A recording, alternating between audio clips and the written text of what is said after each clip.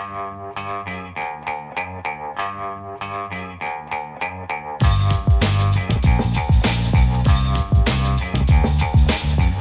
the Brian Lehrer Show on WNYC. Good morning again, everyone. We are live in the green space today, and when we are live in the green space, you can actually watch this show as well as listen to it. Go to WNYC.org, and I think you'll find a link to a video stream.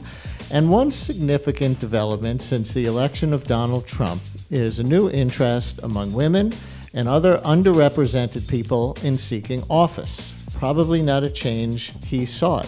We will see if that documentary filmmaker, Jon Ossoff, wins in the Georgia special election, being so closely watched as a bellwether today. There are organizations whose work is specifically to encourage people to run for office and to train them to handle not just the ideas behind the campaign, but the nuts and bolts of running. And this morning I'm joined on the Green Space stage by three women from three of these groups. Truscha Quatrone, Executive Director of Emerge NJ, whose goal is to get more Democratic women into public office in New Jersey.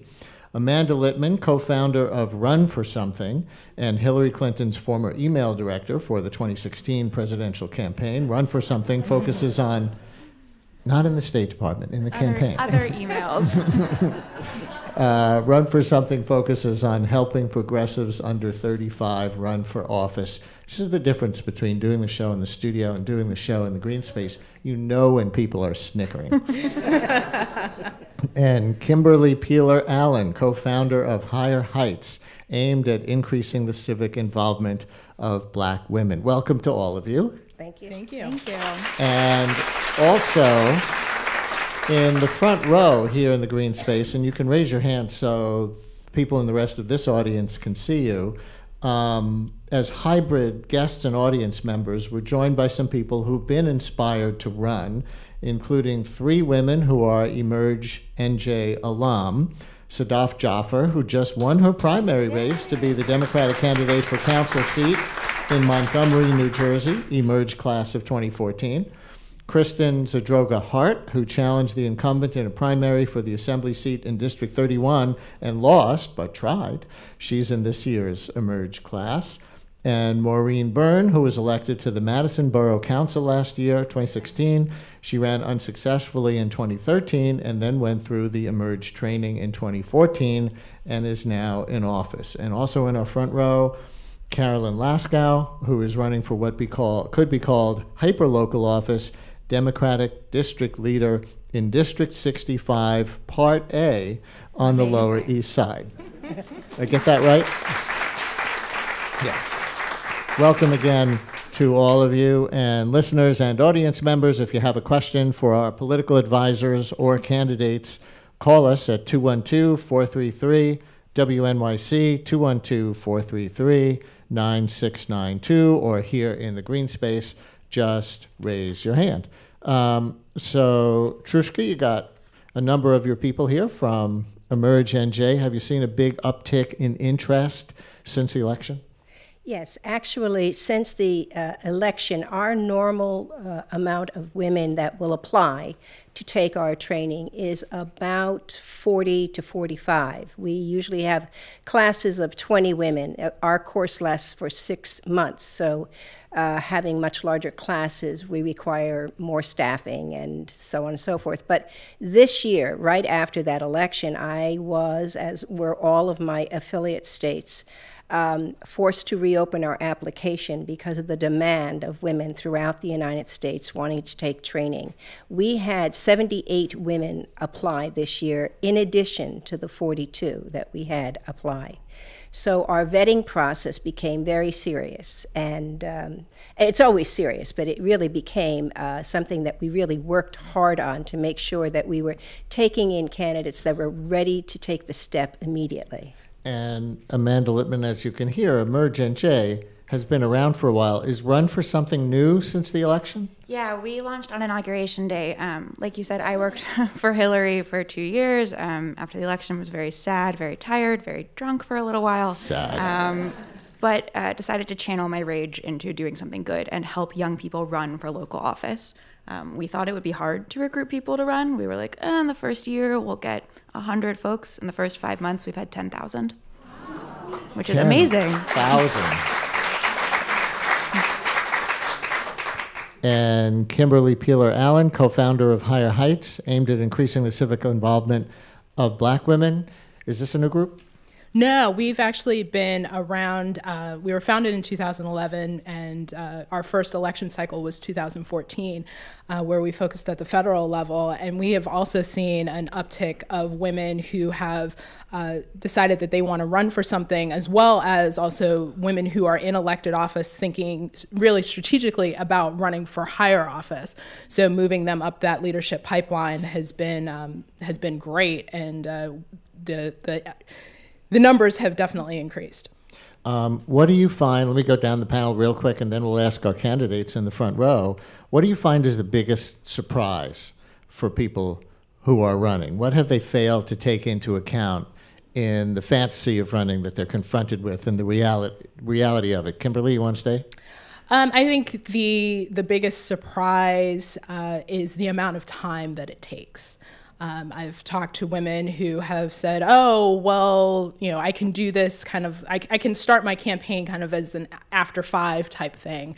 And as I'm counseling them about, okay, well, you need to start meeting with these people during business hours, and when are you going to take a leave of absence, and how are you going to work all of that through? That has been really a wake-up call to the commitment. They're thinking closer to the election that they'll take off from work, but really basically from the time you declare, depending on what you're running for, but it's like a full-time job or something close and to some. It. Amanda, how about for your under 35s? So we're working primarily with local candidates, exclusively with local candidates, people running for city council and school board and state ledge. And what they have realized and what we try to sort of bear into them is that there are no shortcuts. There is no app. There is no tweet. There is no technology that can replace canvassing, making phone calls, and talking to voters yourself. It can be scary and hard. It's also how you learn from your constituents and your voters on what they care about. And there's no replacement for that kind of labor. And Truscha?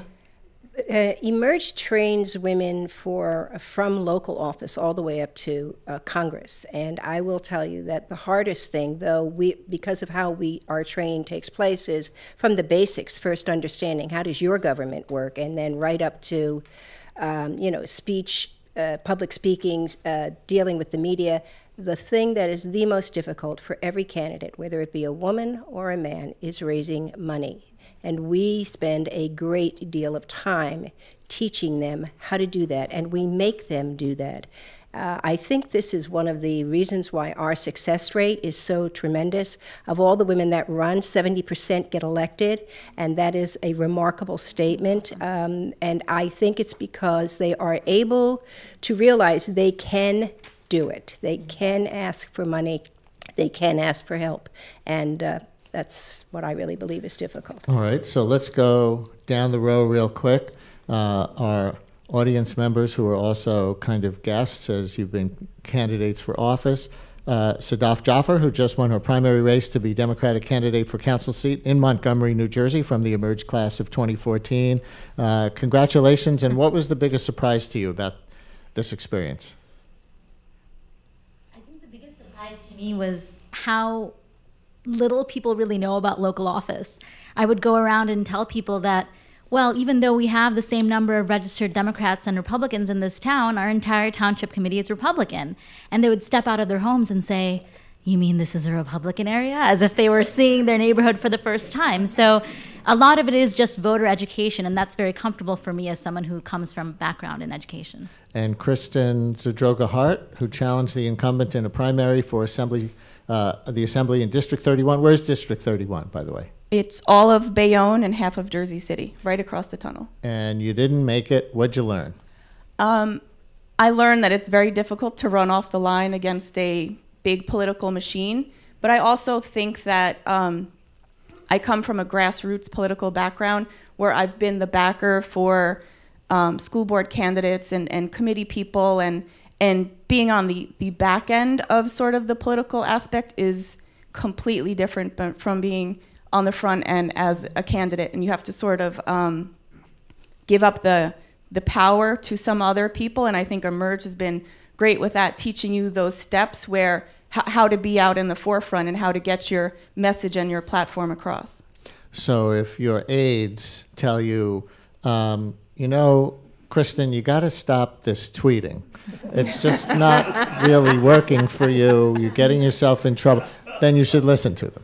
I wish more people would listen to that advice. Maureen Byrne, elected to the Madison Borough Council last year after going through the Emerge training.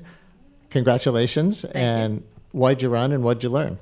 I ran because about 20 years ago, I became very ill, and the community of Madison took care of my young family while I went through treatment. And so I felt I needed to give back to the community, and I have done that over the years. And I saw what was going on in borough government. I thought that I could add to the conversation, and so I ran in 2013 and lost by 14 votes. How many votes were cast? 38-56. More or less. This didn't leave an impression on you or anything, right? No, but the impression it left on me was just how important it was canvassing and getting to know the people in town. And so when I ran the second time, it's a small town, I made it my mission to talk to every single voter in town. And I started in July, and by election day, I pretty much had done it and won the race by 50 votes. And congrats. You get a round of applause for the 64 vote swing. Yeah. Carolyn or Caroline? Carolyn. Laskow or Laskow? Laskow. Carolyn Laskow. So you're running for what could be called, as I said before, a hyperlocal office, Democratic District Leader in District 65, Part A, on the Lower East Side. What kind of motivation do you have to run for something that hyperlocal? People think, okay, I'm going to get in there and make a difference after the election of Trump or whatever the motivating event is. I'm going to run for Congress. I'm going to run for the Senate. No, you're running for Democratic District Leader in District 65, Part A. Well, as someone without a background in politics, where else should I start but at the most entry-level position? And the great thing about this position, District Leader, is that you're working with your neighbors for the most part. And our district is a really tightly drawn district. It looks basically like a rectangle. And so it's part community organizer, it's part liaison to higher up electeds. But like John Ossoff, I'm a documentary filmmaker. And so this is a new language that I'm learning on the ground. And it's very much coming out of working on the Hillary campaign this last year and feeling so involved and so devastated by the results and really wanting to do more than just write a weekly newsletter to my friends, which is sort of what I started doing after the election.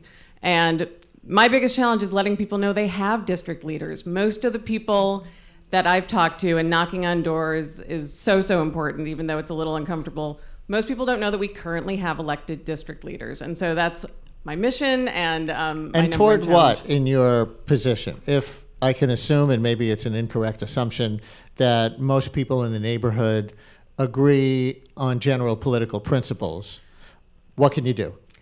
Well, you would think this is a Democratic Party position, but in fact, that's not true. There are lots of different kinds of Democrats, and we see that all the way up to the New York State Senate, which is technically Democrat, but not really. So that's another level of education and a message that we want to get out that, yes, we think we're all Democrats and New York City is, so blue, but actually this is something we have to work on and fight for at the most basic level, that we can't take anything for granted now, whether it's that New York State will always be a Democratic state or that New York City will have ironclad laws that will protect us against the federal government. And so there's a lot that we can do, even within this, very local, as you say, hyper-local, unpaid elected position. Let's take a phone call from a listener. Cheryl in Soho is listening to this with great interest. Cheryl, you're on WNYC. Hello. I'm so surprised and delighted to talk. God, I love your show. Okay. Thank you. My point is, I refused a fifth term for county committee, which is a non-paying, I don't know how much lower level it gets, but the impact, which is very unglamorous, can really be formidable. I helped keep a couple of, how to say this politely, stinkers off the family court because they didn't get the political club's endorsement. I helped get a stop sign. How much more nuts and bolts can that get? When there's a chance to get funding to go one place or another, that's a city council thing, but we can influence the city council. And those are perennials that you're mentioning. Does the election of Trump and the way that has galvanized people into feeling there's almost a political state of emergency in this country, among people who oppose Trump and are horrified by him, does it change that? I don't think so, really.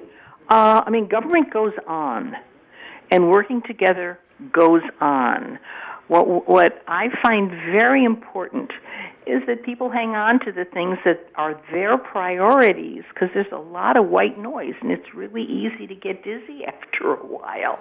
Cheryl, thank you so much for your call. So let me go back to our panelists, three guests who train new candidates for office and potential candidates for office. We spoke recently on the show with Amanda Ripley about her piece in Politico about what keeps women underrepresented in public office. And she found that studies show women win at the same rate as men.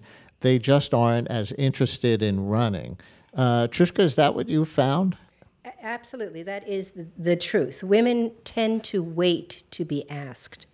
And much of that comes from several factors. One, they're raising families, and they put their family first, and they say, well, how am I going to manage all of this? But we do teach them about you get volunteers and how to create what we call your kitchen cabinet to help you with that. The other thing is that there are different questions that the media will ask a man than a woman. And that's intimidating, like, how are you managing your family? Where are your kids? They never ask a man that. And so we have to prepare them on when you get a question like that, how to respond to it so you don't come off shrill, but at the same time letting them know that you handle your campaign the same way any man would. And it usually works pretty well. And then when a woman does speak up, John McCain interrupts her. Amanda Litman, same question from your experience at Run for Something.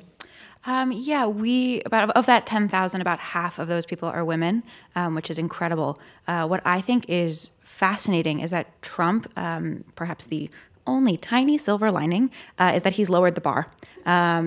We tell potential candidates and anyone listening today, you are smarter than our president. You're a better listener than our president. You understand policy better than our president. You are able to run for local office. It is manageable, it is affordable, and you can do it if you win because you're better than the guy in charge.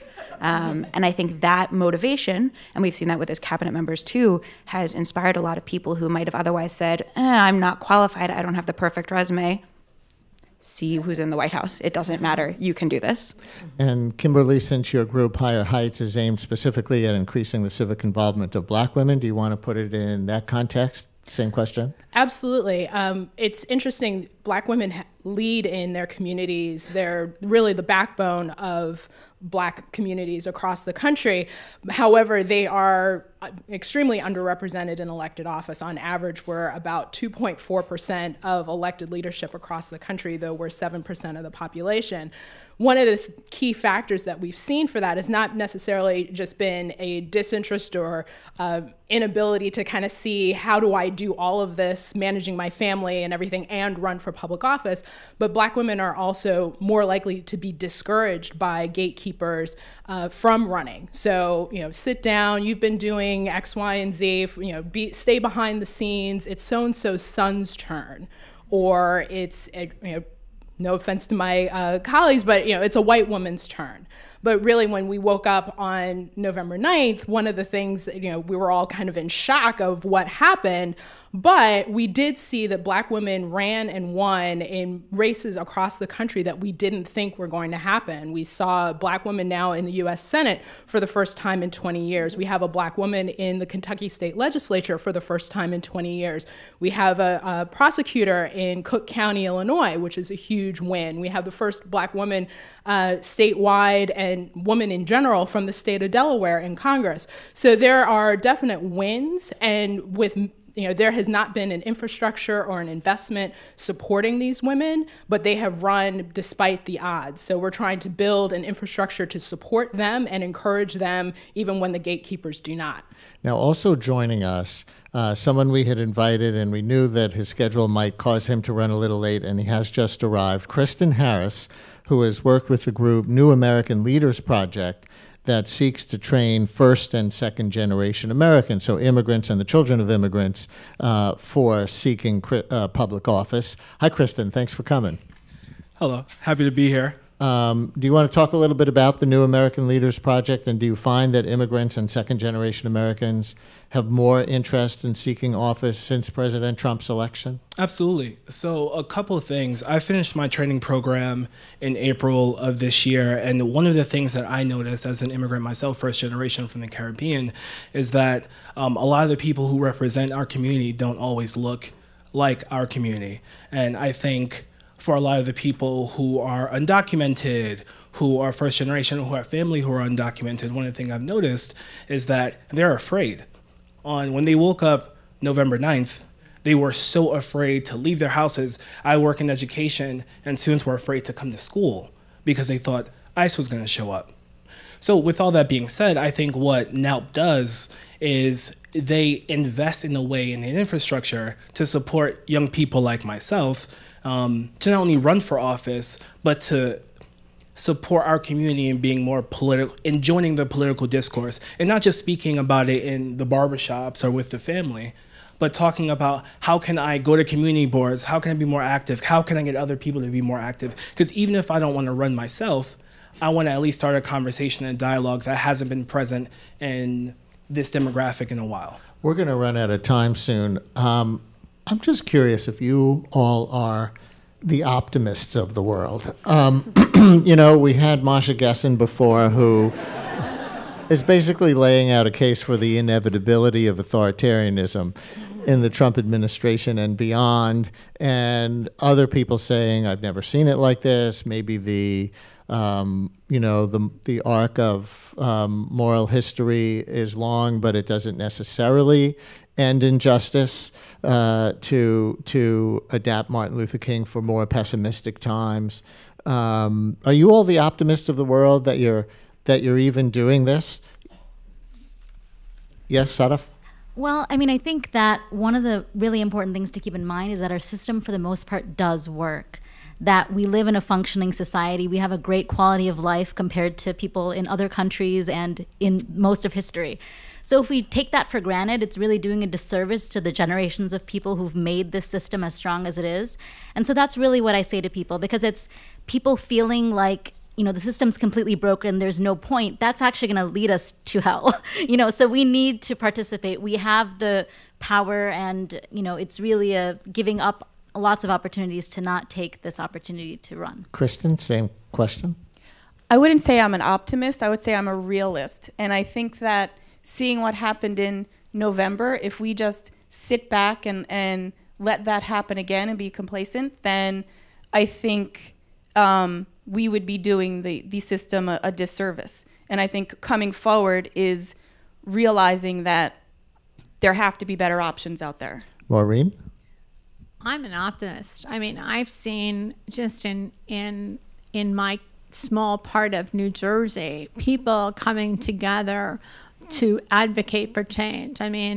District 11 for change is probably going to turn a congressional seat. That's the Rodney Frelinghuysen seat? That's the Rodney Frelinghuysen seat.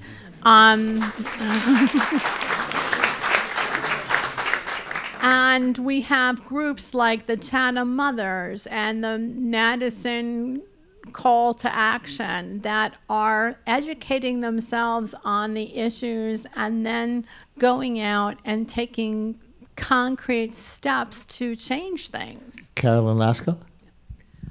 I don't think I'm an optimist, but I do think I'm a very concerned citizen, no different from many other citizens, and I feel like I'm not giving up on my city or my country without a fight. And Kristen Harris, you'll get the last word in this segment.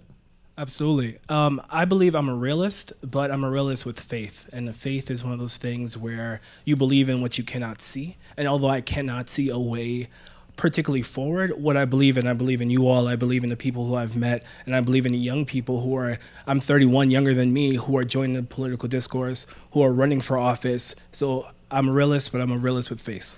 Well, I want to thank all 8 of you for coming into the Green Space today and having this conversation, and for your optimism and commitment. Thank you all so much.